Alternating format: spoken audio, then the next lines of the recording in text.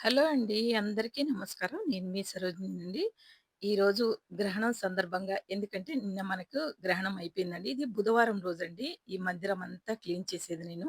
ఈ మందిరం అంతా క్లీన్ చేసిందంతా మీకు వీడియోగా చిన్నగా పెట్టానండి. మీకు నచ్చితే ఒక్క లైక్ ఇవ్వండి. ఇలా మందిరాన్నంతా శుభ్రం చేసుకుంటున్నానండి. గ్రహణం తర్వాత. గ్రహణం మనకి మంగళవారం వచ్చింది కండి బుధవారం రోజు. ఇలా అన్ని పనులు చేసుకున్నానండి. ఒక్కొక్కటిగా, ఒక్కొక్కటిగా అన్నీ సర్దుకుంటున్నాను. ఎందుకనంటే విగ్రహాలు అన్నీ ఎన్ని విగ్రహాలున్నాయో, మన ఎన్ని ఫోటోలున్నాయో అన్నీ తీసేయాలండి. తీసి మనం శుభ్రంగా క్లీన్ చేసుకొని మళ్ళీ బొట్లు పెట్టుకోవాలండి. అన్నిటికి కూడా మనకి గ్రహణం సందర్భంగా ఎప్పుడూ కూడా వీలైతే చేసుకోవాలండి. వీల్లేని వాళ్ళు వీలున్నప్పుడు చేసుకోండి పర్వాలేదు. ఏమీ బాధ లేదు. మనం ఎందుకంటే వీలు లేనప్పుడు చేయనప్పుడు పసుపు నీళ్లు చల్లుకోండి తప్పు లేదు. కానీ విగ్రహాలున్నవాళ్ళు మాత్రం ఖచ్చితంగా అభిషేకం చేసుకోండి. కాసింత గంగా జలంతో చేసుకోండి చాలు. క్లీన్ చేయాలి. అదంతా శుభ్రం చేసుకోవాలి. వీలు పడని వాళ్ళు, వీలు పడేవాళ్ళైతే మాత్రం చక్కగా ఇలా చేసుకుంటారండి. ప్రతి ఒక్కరూ చేసుకుంటారు. ప్రతి ఇంట కూడా నేను ఈరోజు నా మందిరంలో కొత్తగా అమ్మవారిని ఎందుకంటే ఉన్న ఫోటోలన్నీ పైన పెట్టానండి చిన్న చిన్నగా. ఇది కొంచెం కొత్తగా ఉంటుంది కదా అన్నట్టుగా అమ్మవారిని ఎప్పటినుంచో నేను మందిరంలో పెట్టుకొని పూజించుకోవాలనేది నాకు ఉండిపోయిందండి మనసులో. అందుకనే నాకు పట్టదండి ఆ ఫోటో. పైన ఇంకో ర్యాక్ తీసేయకుండా ఉంటే మాత్రం ఫోటో పట్టదు.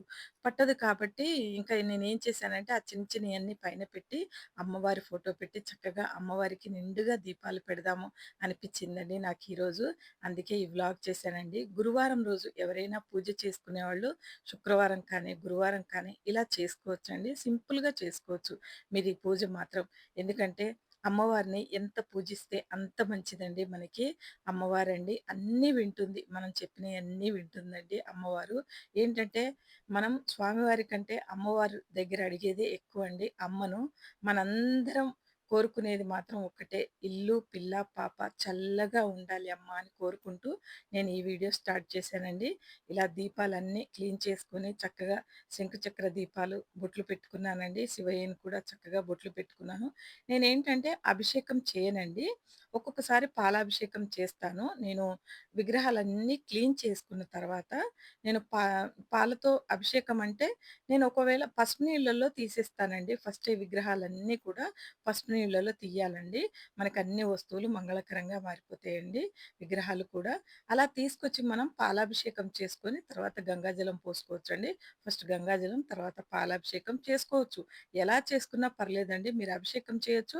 లేదా కుదరకుండా ఉంటే ఇంకా పెట్టి మనం పసుపు నీళ్ళలో నేను తీసేసాను కదండీ బయటికి. తీశాను కదా! ఇక్కడికి తీసుకొచ్చి చక్కగా బొట్లు పెట్టి ఇంకా అలంకరించుకుంటున్నానండి.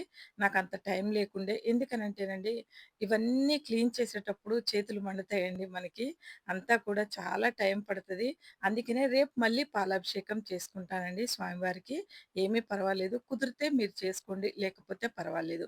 అలాగే బొట్లు పెట్టేసి చక్కగా అలంకరించుకొని అమ్మవారిని కానీ, స్వామివారిని అలంకరించుకొని చక్కగా నాకు చామంతి పూలు, గులాబీలు చానా తెచ్చిపెట్టారండి మా వారు. మీకు సింగిల్‌గా వీడియో పెట్టానండి. అది షార్ట్ వీడియో పెట్టాను. అది చూడండి. అన్నీ తీసుకొచ్చారు. అవన్నీ మనం పసుపు, కుంకుమ కూడా మార్చేయాలండి. మార్చిన పసుపు, కుంకుమని మాత్రం నేను గడపకి బొట్లు గాని, లేదా నేను పసుపు గడపకి రాసుకుంటాము. కుంకుమ బొట్లు పెట్టుకుంటాము. బయట అలంకరించుకుంటాం కదండీ ముగ్గులో, అలా నేను అలంకరించుకుంటానండి. బొట్లు పెట్టుకుంటాను. చక్కగా పొయ్యి అలంకరించినప్పుడు కూడా ఆ బొట్లే పెడతానండి. మనం ప్రతిరోజు బొట్టుగా కూడా కుంకుమ కింద కూడా వాడుకోవచ్చు. పసుపు, కుంకుమ ఏం చేస్తారు ఇక్కడి నుంచి మార్చి అని తెలియని వాళ్ళు ఎవరైనా ఉంటారు కదండీ! చిన్న వయసు పిల్లలు వాళ్ళకి చెప్తున్నానండి. అమ్మవారికి చూడండి ఎంతెంత పెద్ద గులాబీలొచ్చాయో. నిజంగా అమ్మవారికి గులాబీలు, చామంతులు చక్కగా మనకి మల్లెపూ దండ దొరికెనుండేనండి. అది మాత్రం దొరకలేదు. ఎంత తెమ్మని చెప్పినా కూడా చిన్న మూరుండేనండి. ఆ చిన్న మూరే సగం మూరే ఇచ్చిందంటండి ఆవిడ. అవి గూడా సరిగ్గా బాలేవు.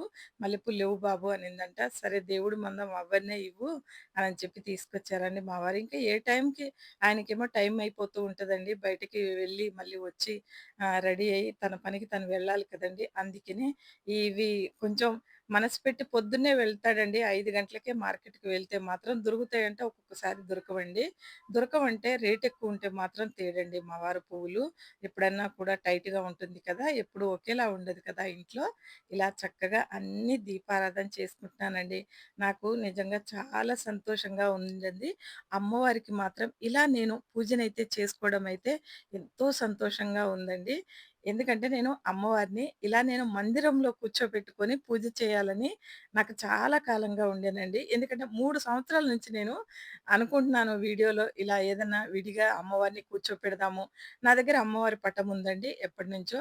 కానీ పెట్టుకొని చేసుకోవాలి. టేబుల్ మీద పెట్టుకొని చేస్తాను కానీ అంత తృప్తి రావట్లేదండి. ఇక్కడ చేసుకుంటే మాత్రం చాలా మంచిగా అనిపించిందండి. ఈ దీపాల కాంతుల్లో అమ్మవారిని చూసుకోవడం అయితే నాకైతే ఎంతో సంతోషమండి. పూజ అనేది మన మనసుకు సంబంధించిందండి. చక్కగా రెడీ చేసుకోవాలి మనం అమ్మవారిని.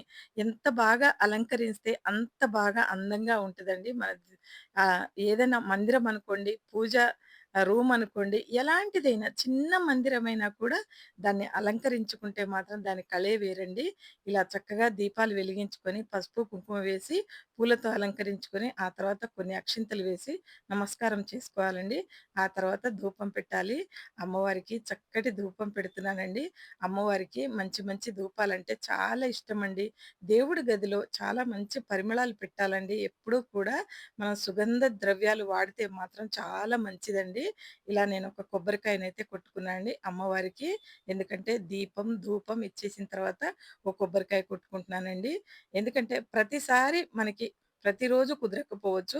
శుక్రవారం రోజు లేకపోయినా కూడా ఈరోజు అంతా క్లీన్ చేశాను కదండీ మందిరమంతా. అందుకే అమ్మవారికి ఈరోజు నైవేద్యంలో మాత్రం చేసుకుంది నేను చక్కగా కేసరండి. నెయ్యి పెట్టి చేశానండి ఈ కేసరిని. ఇలా అమ్మవారికి చక్కగా నేతి ప్రసాదం అండి. నేతితో వండిన నైవేద్యం చేసి అమ్మవారికి పెడితే చాలా ఇష్టమండి.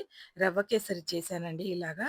ఎందుకనంటే మనం ఎప్పుడైనా చక్కగా పూజ చేసుకున్నప్పుడు అమ్మవారికి పరమాన్నం కానీ, బెల్లంతో కూడినయి ఏదైనా వండుకోవాలండి. అమ్మవారి పూజ చేసినప్పుడు బెల్లంతో కూడినయి కానీ, నేను మాత్రం నిన్న షుగర్ తోటే చేశానండి. రవ్వ కేసరి మాత్రం. ఎందుకంటే ఒక్కోసారి బెల్లంతో కూడా చేస్తానండి. ఇంకా ఏది అందుబాటులో ఉంటే దాంతో చేసుకున్నానండి. నైవేద్యంగా అమ్మవారికైతే నేతిని ఎక్కువ వడ్డించి పెట్టాలండి. అమ్మవారికి చాలా ఇష్టమండి. ఇలా శంకు పూలు గూడా దొరికాయండి. అవి కూడా పెట్టుకొని చక్కగా అమ్మవారికి మంగళహారతి ఇచ్చానండి. చక్కగా కొద్దిగా పాలు కూడా వేడి చేసి అందులో కొంచెం తేనెను వేసి అమ్మవారికి పాలను కూడా పెట్టానండి. పాలు మనము పరమాన్నం చేసుకోలేకపోతే అలా కూడా పెట్టుకోవచ్చండి.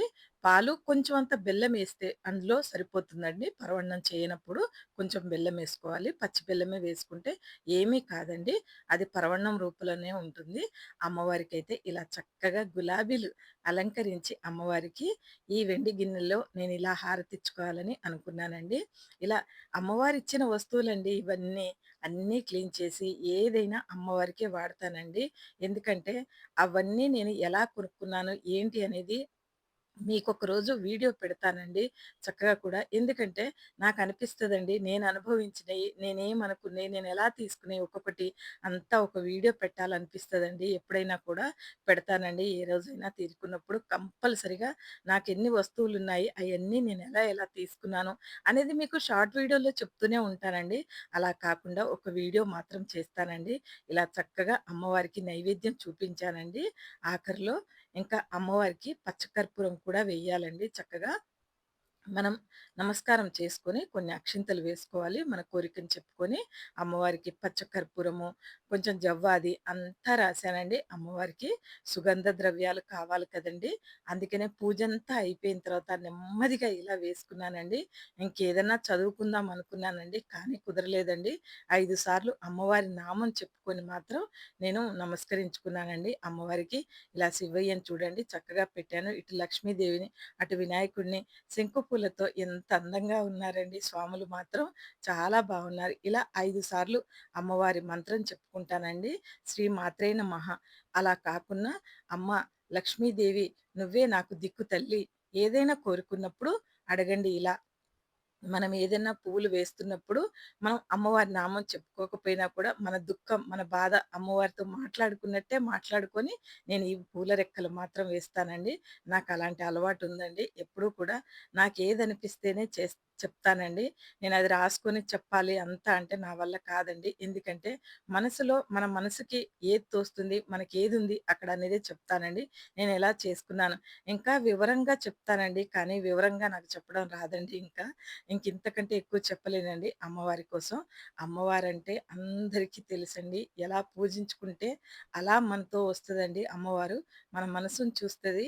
ఎప్పుడు కూడా ఏది లేకపోయినా 2 దీపాలు పెట్టి అమ్మవారికి కాసిన్ని పాలు పెట్టి అందులో కాస్త పంచదార వేసినా, బెల్లమేసినా లేదా పరమాన్నం చేసినా, అమ్మవారికి ఇంత పులిహోర చేసినా, నచ్చిన ప్రసాదాలు చేస్తే అమ్మవారు తప్పకుండా ప్రసన్నమవుతుందండి. ఎప్పుడూ కూడా అమ్మవారిని మనం మన వెంటే ఉంచుకోవాలండి. ఎప్పుడూ కూడా పొద్దున లేసి నాకిట్లా పూజా మందిరం అంతా అలంకరించుకుంటే ఎంత కళగా ఉందండి. మీలో ఎవరికైనా నచ్చితే మాత్రం ఒక కామెంట్ చేయండి. ఎందుకంటే ప్రతిరోజు నా దగ్గర ఇక్కడ చిన్న చిన్న ఫోటోలుండేయండి. ఈరోజు మాత్రం అమ్మవారిని పెట్టి చేసుకున్నాను. ఎప్పుడైనా ఒకటే బ్యాక్‌గ్రౌండ్ తోటి వీడియోలు చేయొద్దని మనకు కూడా యూట్యూబ్ చెప్తది కదండీ! అందుకనే ఒకటే బ్యాక్‌గ్రౌండ్ కాకుండా మీకు అన్నీ విడివిడిగా పెట్టి చూపిస్తానండి ఇప్పటి నుంచి మాత్రం. నా వీడియోలు మారుస్తానండి కొంచెం. మీకు నచ్చితే మాత్రం తప్పకుండా లైక్ చేయండి. ఇలా అమ్మవారిని దీపాల కాంతుల్లో చూసుకోండి. ఎంత అందంగా ఉందో అమ్మవారు. ఇలా చూస్తుంటే ఇంకేం కావాలండి పూజకి? ఇదంతా రెడీ చేసినందుకు, అన్ని పనులు చేసినందుకు, ఇంక నొప్పి, బాధ ఏమన్నా ఉంటాయండి? మన ఇంటి కోసం, మన పిల్లల కోసం అండి. మన కోసం మన ఇల్లు బావుండాలని మనం చేసుకుంటున్నాం. మనం అందంగా చూసుకోవాలి అమ్మవారినండి ఇలాగా. వీడియో నచ్చితే మాత్రం లైక్ చేయండి, షేర్ చేయండి, కామెంట్ చేయండి. సబ్స్క్రైబ్ చేసుకోండి నా ఛానల్‌ని. Thank you.